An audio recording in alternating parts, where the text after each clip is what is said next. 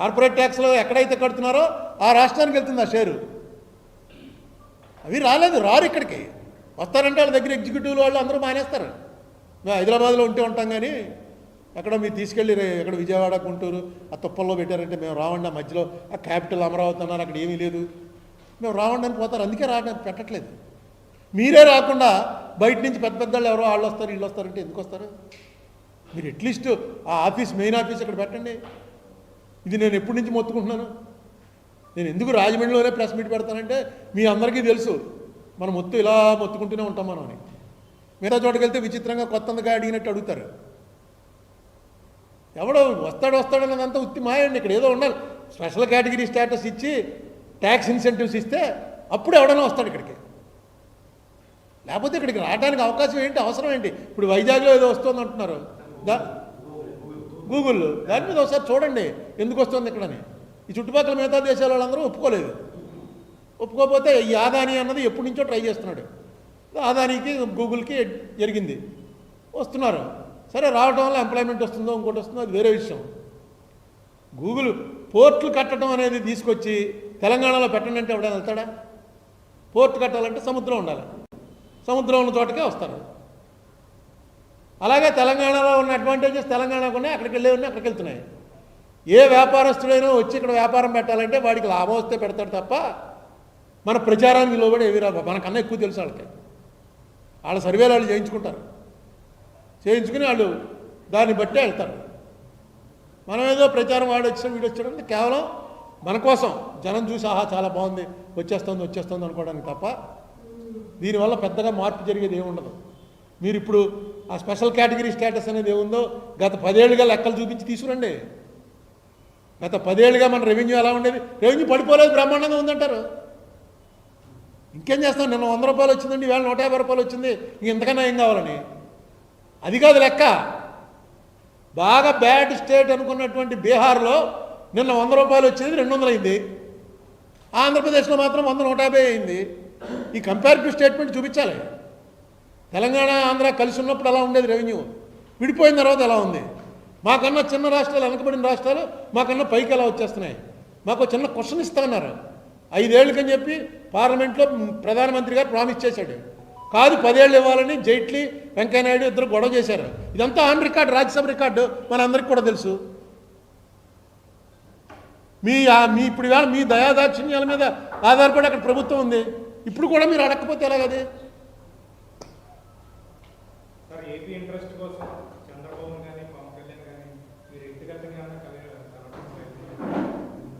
ఏమండి, ఎవరైనా సరే ఆ స్టేజ్ వాళ్ళు కలవాలనుకుంటే మనం కలవగలం తప్ప మనం కలవాలనుకుంటే వాళ్ళని కలవటం అనేది జరగదు. ఎందుకంటే వాళ్ళు ఒక స్టేజ్లో ఉన్నారు.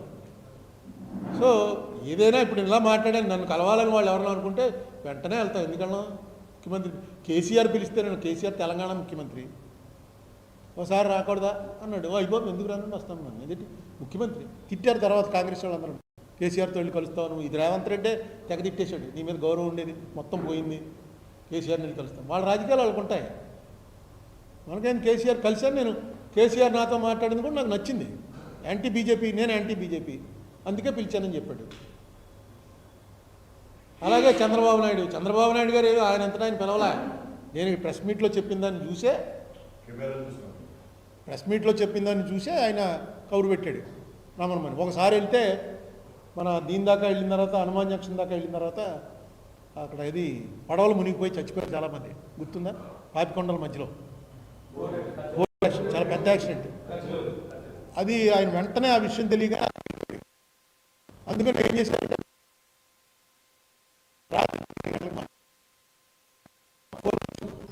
నేను బాబీ, చెరుకూరు రామారావు, అశోక్ కుమార్ జైన్ అంతా కలిసి బయలుదేరి అక్కడ దాకా వెళ్ళేటువంటి ఫోన్ వచ్చింది. ఏమని వచ్చిందంటే మీది 12ంటికి మార్చారండి, మీరు విజయవాడలో వచ్చి ఉండండి, మీకు 12 గంటలకు ఫోన్ చేస్తాం. ఆ ఫోన్ ఉంది. నువ్వు వచ్చావా కృష్ణ? ఆ రోజు కృష్ణ, మన పసుపుపెట్టి కృష్ణ అంతా కలిసి వెళ్ళాం. ఆయనకి రమ్మని చెప్పి ఫోన్ చేస్తే మేమన్నా లేదంటే 12 అంటే ఇంటికి చేరేటప్పటికి చాలా లేట్ అయిపోతుంది అంటే సీఎం గారు 12 తర్వాత మిమ్మల్ని ప్రయాణం పెట్టుకోవటం వీల్లేదంటున్నారండి. 12 అవ్వచ్చు, 1 గంట అవ్వచ్చు, వచ్చి ఇక్కడ ఉండండి, మిమ్మల్ని పిలుస్తారు అన్నారు. అంటే మేము వెనక్కి వచ్చాం. మనకు వచ్చేసిన తర్వాత చెరుకూరు రామారావు వాళ్ళ ఆఫీస్లో కొంతమంది చెరుకూరు రామారావుకి తెలుసున్న వాళ్ళు దగ్గర వాళ్ళు ఉన్నారు. వాళ్ళతో మాట్లాడి మీ సీఎం గారు చూద్దాం అనుకున్నాడు, ఆ రోజు ఇలా క్యాన్సిల్ అయిపోయింది, చెప్పు సీఎం గారికి చెప్పి ఇది పెట్టించండి అంటే అప్పుడు సీఎం ఆఫీస్ నుంచి టైం వచ్చింది, టైం ఇచ్చారు. అందుకని వాళ్ళు టైం ఇస్తే మనం కలవగలం తప్ప మనం కోరుకుంటే వాళ్ళని కలవడం అనేది జరగదు. ఇంకా పవన్ కళ్యాణ్ లాంటి వాళ్ళు అయితే అసలు కుదరదు. ఎందుకంటే అతను సెలబ్రిటీ కూడా, not only A politician, cinema star. ఎప్పుడెప్పుడు ఎంతమంది జనం ఉంటారో ఎవరు ఉంటారో తెలియదు. అతను ఇచ్చుకునే చాలా జాగ్రత్తగా పిలుచుకోవాలి.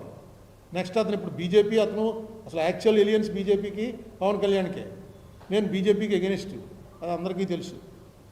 బీజేపీ అధికారంలో ఉన్నా ప్రతిపక్షంలో ఉన్నా నేను బీజేపీ ప్రిన్సిపల్స్కి వ్యతిరేకం. ఆయన పిలుస్తాడా పిలవడం కాదు, ఈ ప్రెస్ మీట్ ద్వారా ఖచ్చితంగా ఎవరో ఒకళ్ళు చూస్తారు, చెప్తారు. దీనిలో వాళ్ళకి ఏ అభ్యంతరమో నాకు తెలియట్లేదు. ఇది మాత్రం నేను ఖచ్చితంగా ఆ రోజున ఆ బిల్లు పాస్ అవడానికి కావాల్సినటువంటి మెంబర్స్ లేరు. ఇది నా దగ్గర రికార్డెడ్గా అటెండెన్స్ రిజిస్టర్ ఉందా వేళది. ఆ వేళ మొత్తం లోపల ఉండవలసినటువంటి 543 మందిలో 110 మంది లేరు. ఆ 110 మందిలో 92 మంది బీజేపీ కాంగ్రెస్కి చెందిన వాళ్ళే ఓట్లు వేయాలి. రీజనల్ పార్టీస్ వాళ్ళు అపోజ్ చేశారు, మేము అసెంబ్లీ రిజెక్ట్ చేస్తే మేము ఓట్లు వేయమని. అందుకే తలుపులు వేసేసి, లేకపోతే వాళ్ళకి జనం ఉంటే ఏముంది, వెంటనే అయిపోయిందని చెప్పి లెక్కెట్టేసి స్విచ్ నొక్కించేసి పాస్ అని చెప్తారు. తెలుసు వాళ్ళకి నెంబర్స్ లేవని, అందుకే తలుపులు వేసి చేశారు. ఇదంత క్లియర్గా కనబడుతుంటే దీన్ని మాట్లాడితే ఏదో పక్కన బాంబు పేలుతుందేమో, మోడీ గారు వచ్చి కొడతాడేమో అని భయపడుతుంటే ఇంకేంటి, మోడీయే చెప్తుంటే మాటికి. సో ఈవేళ ఈ ప్రెస్ మీట్ ద్వారా ఈ ప్రభుత్వానికి విజ్ఞప్తి చేసేది ఏంటంటే, దయచేసి మాకు ఏదైతే చంద్రబాబు నాయుడు గారు, పవన్ కళ్యాణ్ గారు నాతో కలిసినప్పుడు యాక్సెప్ట్ చేశారో ఆ యాక్సెప్ట్ చేసినవి అమలు చేయండి అని చెప్తున్నాను. అట్లీస్ట్ ప్రభుత్వాలు ప్రజలకు కలిగినటువంటి బాధని, ఇదేదో అయిపోయింది ఎవడో అందరూ మర్చిపోయాడు అనుకోకండి, చరిత్రలో రాస్తారా ఈ బుక్స్. ఇప్పుడు ఆంధ్ర విభజనప్పుడు పాత బుక్స్ అన్నీ ఏ రోజుని ఎవడేం మాట్లాడాడో అన్నీ బయటికి తీసాం. అలాగే మీరు ఏం చేశారో అన్నీ బయటకు వస్తాయి. ఇప్పుడు చూడండి, మోడీ గారు వేళ చెప్తున్నాడు, పటేలు మొత్తం కాశ్మీర్ ఇలాగే వచ్చేసి మనకి నెహ్రూ వెళ్ళి చెడగొట్టేశాడు, లేకపోతే మందే అన్నాడు.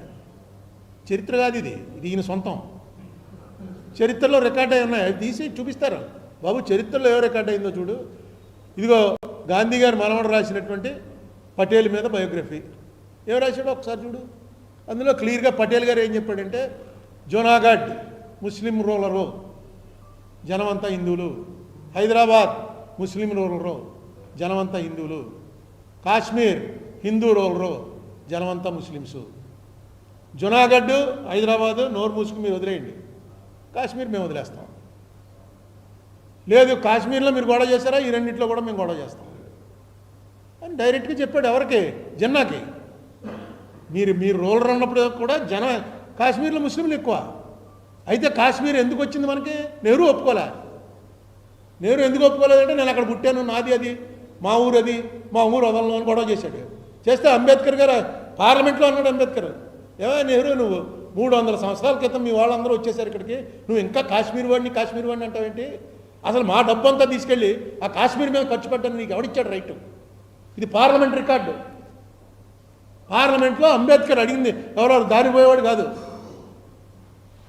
వీళ్ళు మోడీ గారు అంటాడు అసలు కాశ్మీర్ మందే,